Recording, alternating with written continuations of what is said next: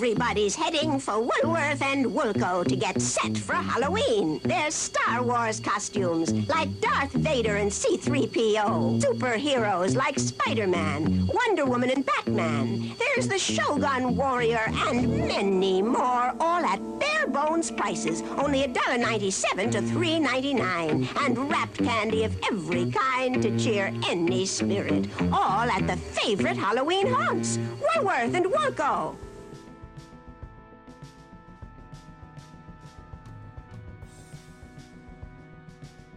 After an early successful Hollywood movie career, the number of quality roles offered to Bela Lugosi began to decline in the 1940s and 1950s. The steady decline of Bela Lugosi's movie career continued in the 1950s. This San Bernardino Daily Sun editorial appeared in November 1951. It commented on how income tax laws had unfairly treated celebrities like boxer Joe Louis, opera baritone Giuseppe De Luca, and actor Bela Lugosi. It described the tragedy of Bela Lugosi, one-time prime star of horror movies, now nearly penniless because taxes left him so little to save during the years when he had large earnings from his motion pictures. The downswing of Bela Lugosi's movie career continued with the 1952 movie Bela Lugosi Meets a Brooklyn Gorilla.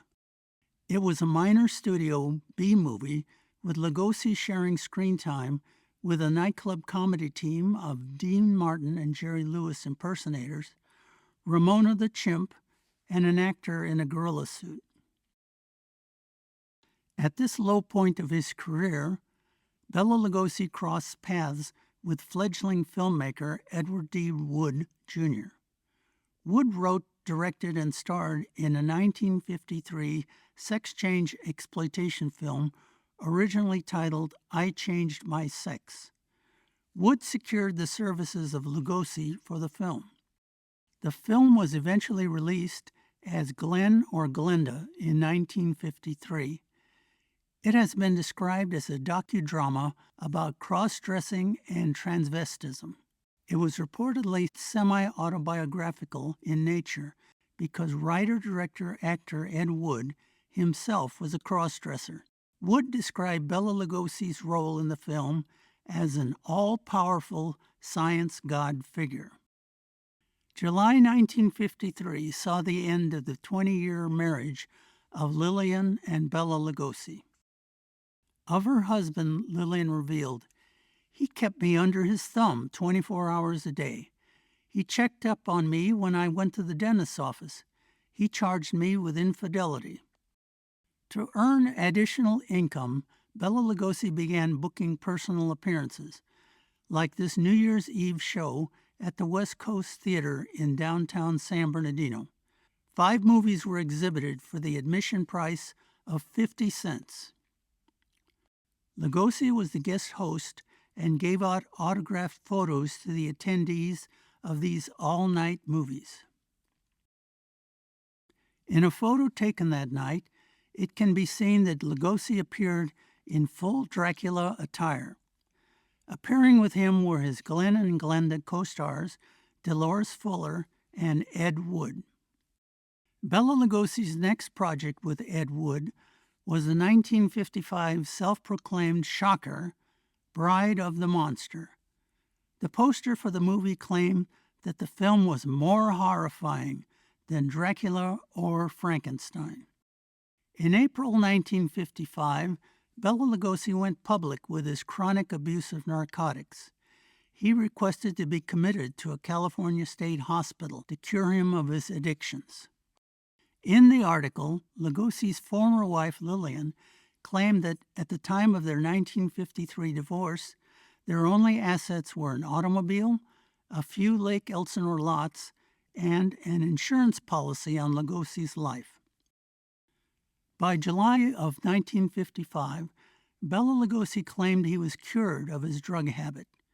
He was released from his 3-month stay at the Metropolitan State Hospital in California. He said that his abuse of drugs began in the 1930s when he started to take morphine to treat leg pains. From that point, he went on to abuse other drugs.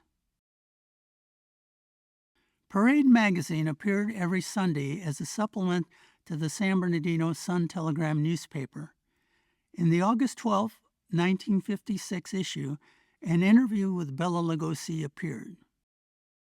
In the article, next to a photo of Lugosi and his fifth wife, Hope, the headline read, "How I Beat the Curse of Dope Addiction." Lugosi closed the article by saying, "They say that narcotics addicts never really overcome the habit, that sooner or later they succumb to the temptation. That's not true. I am proof of the fact that it is not true. It has been more than a year since I had an injection of Demerol.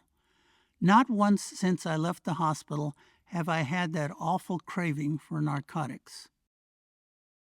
Sadly, some 5 days after the publication of the Parade article, newspapers reported the passing of Bela Lugosi.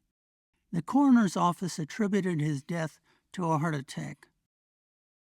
The next day, it was reported that Bela Lugosi was to be buried wearing a replica of the cape he wore while portraying Dracula in the 1931 movie. It was a Lugosi family decision to do this. In September 1956, it was reported that Bela Lugosi's estate had dwindled down to $2,900. It was left to his 18-year-old son, Bela Jr., and his widow, Hope.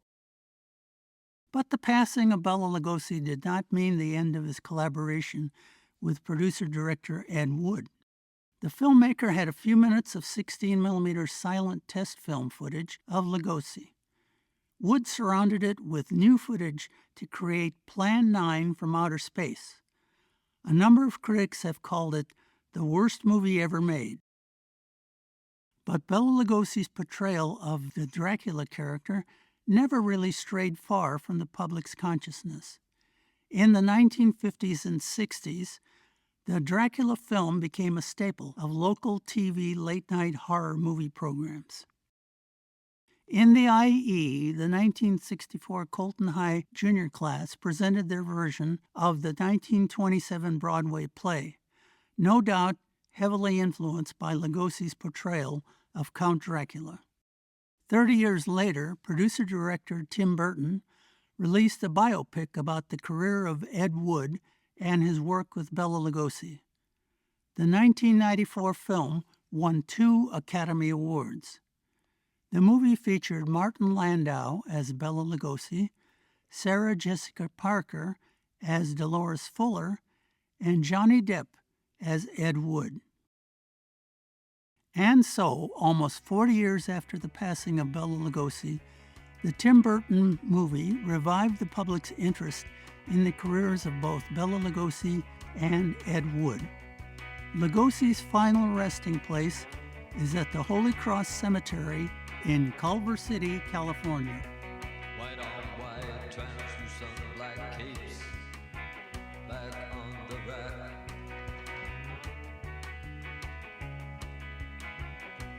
Bela Lugosi's dead, the bats have left the bed.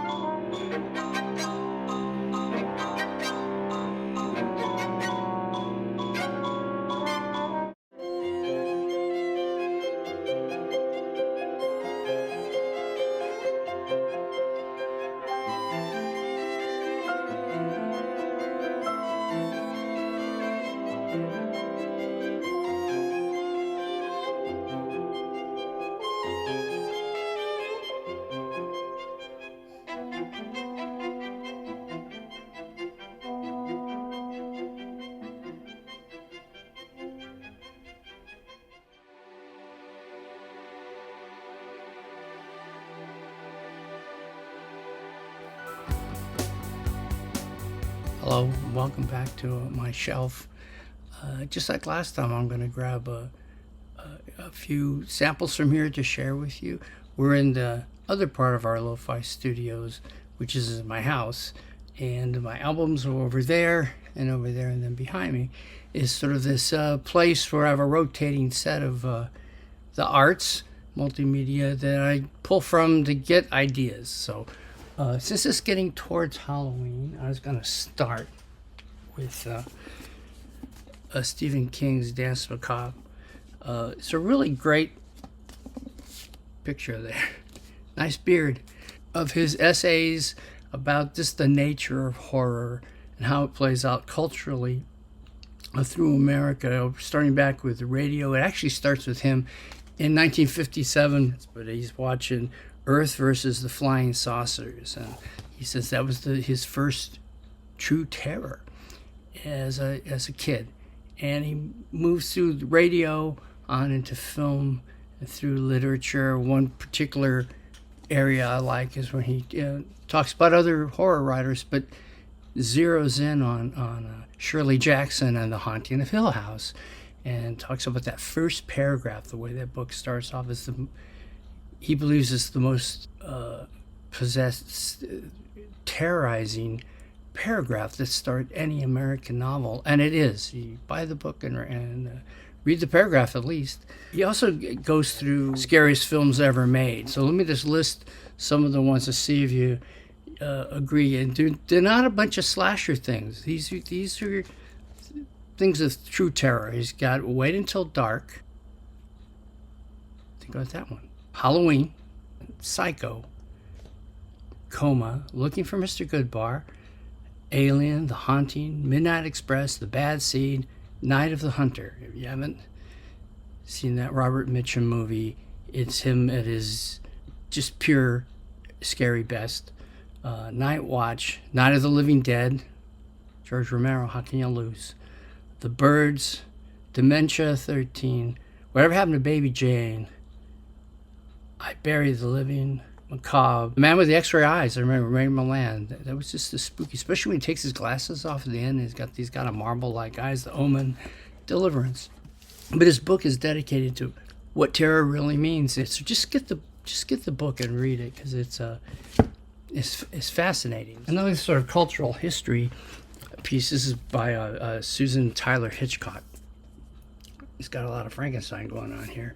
And it's called Frankenstein, A Cultural History. She goes from the very creation of that challenge with Lord Byron and Mary Shelley, and they're hanging out in this villa. And they read some spooky stories, and they challenge each other to create their own. Byron didn't get much off the ground, but Polidori, another person who was there, created Vampire, which ended up being Dracula later on. But the killer, one of the greatest works of fiction in the field, is Frankenstein. And what Hitchcock does is, again, trace it from these early days and how science was evolving during that era, how it moves, across Europe into the United States, and then how it's reborn, and in the Frankenstein film, and about Boris Karloff and how it moves into comic books. Frankenstein is an intellectual horror story, and she finds places for it to go across a wide public. So I'm afraid of everything. So I sort of stopped with ghost stories and gothic works. This almost a silent film was by Carl Dreyer. It's called Vampyr. It came out in 1932, and it uses sound in a very unusual way. But it's a dense series of images, and the basic plot is there's a person who's kind of a fan of the occult, and he's in Paris, and he goes out to the woods, and he finds this village, and it's a very, very spooky inn that's inhabited by vampires, and he's none too wise about it and how he gets involved, and stark black and white. When you enter into this film, it slows you down to its pace, and you're released at the end, and you don't really know how long you've been there. if you want to see maybe a horror film, a ghost story, a vampire film that you haven't seen, but it's as scary as anything you're gonna drop into, let's do this again.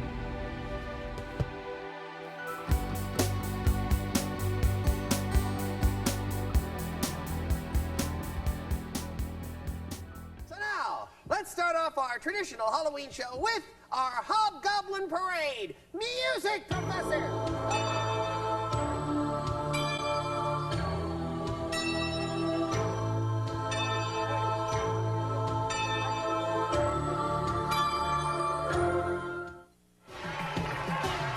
And now, back to the BOZO Super Sunday Show. Well, it's cartoon time, and what's this little devil's name? Rebecca. All right, Rebecca. Well, do you like Rocky and Bullwinkle? Good. Look right over there and in a big loud voice say, "Here's Rocky." Here's Rocky. Whoa. Good evening. Tonight's theme, slightly obsessive love, stalkers if you will, stalkers if you won't. Oh, this is a song that one of my friends on Facebook, we were kind of just had a little discussion going about stalkery songs, and there were some that I'd never heard that were kind of I don't have time to learn that many this week, but here's one. It came out when I was in high school. I never really thought about it. Well, it's a little stalkery around the edges.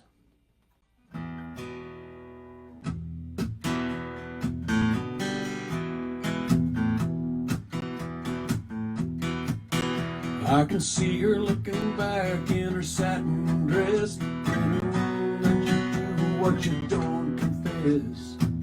Sundown, you better take care if I find you been creeping round my back stairs. Sundown, you better take care if I find you been creeping round my back stairs.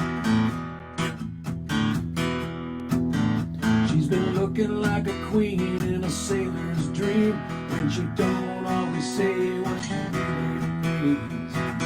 Sometimes I think it's a shame when I get feeling better when I'm feeling no pain.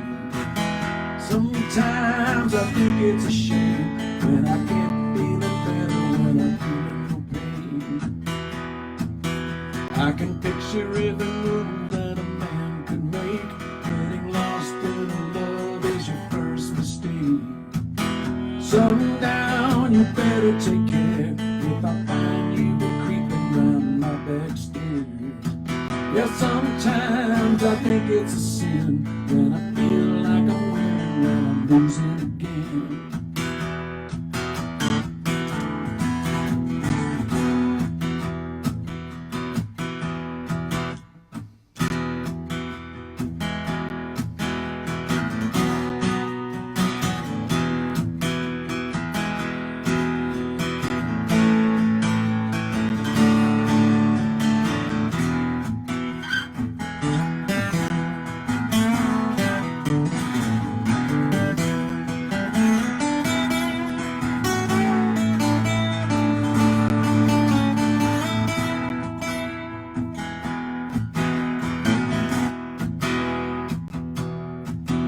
I can see her looking fast in her faded jeans. She's a hard-loving woman, got me feeling mean. Sometimes I think it's a shame when I get feeling better when I'm feeling no pain. Sundown, you better take care if I find you creeping round my back stairs. Sundown, you better take care if I find you been creeping down my back stairs. Sometimes I think it's a sin when I feel like I'm winning when I'm losing again.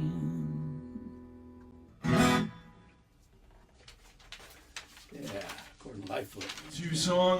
This is Revenge from a Female Point of View, sung by Mr. David Hitchcock.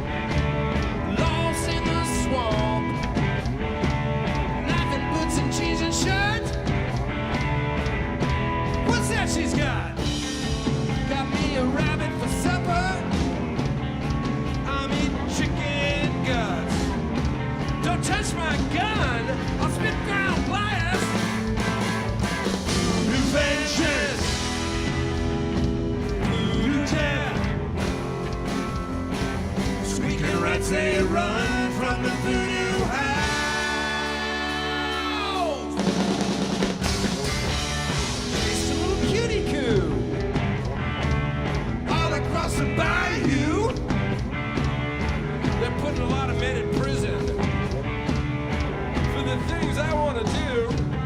I'm spitting rabbit guts all over the face. Stomped on it with my feet. Better give me my treat or I'll take it.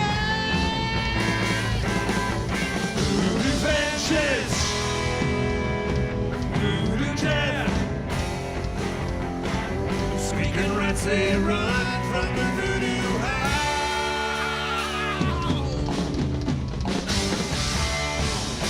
Cooked a little brown rice. Add a little water.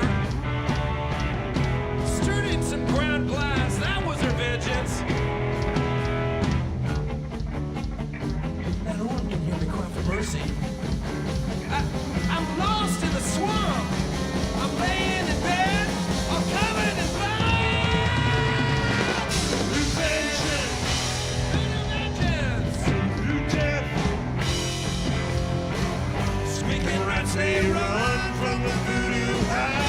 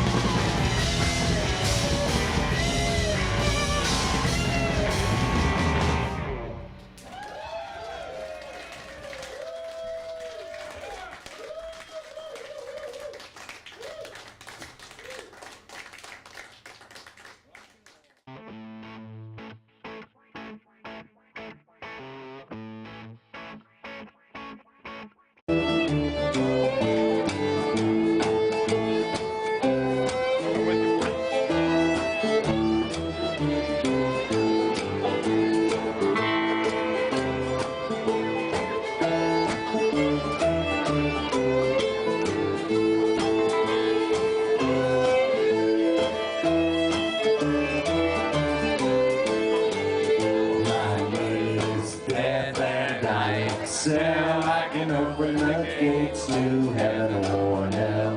Cast aside the flesh of thee, cast aside and set you free. Oh, oh, death. Oh, death.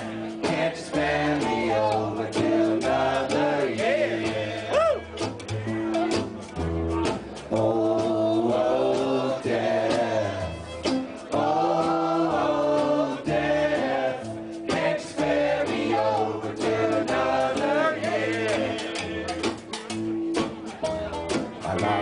jaw so they can talk, stiffen their legs so they can walk, close their eyes so they can see the chill you feel, it comes from me. Oh, oh, death. Oh, death. Can't you spare me over till another year?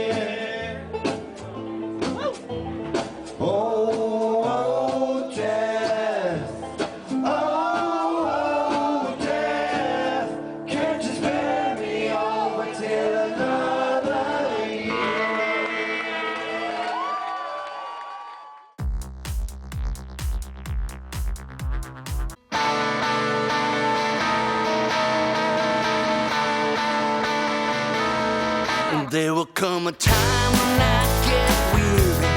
There will come a time when I can't see. Even when I close my eyes, see what you've done to me. Well, there will come a time when I'm not speaking, and you can take my words and melodies. I can lose 1,000 lines to see what you've done to me. But you know you never, never take my heart from me. Thank you for the opportunity.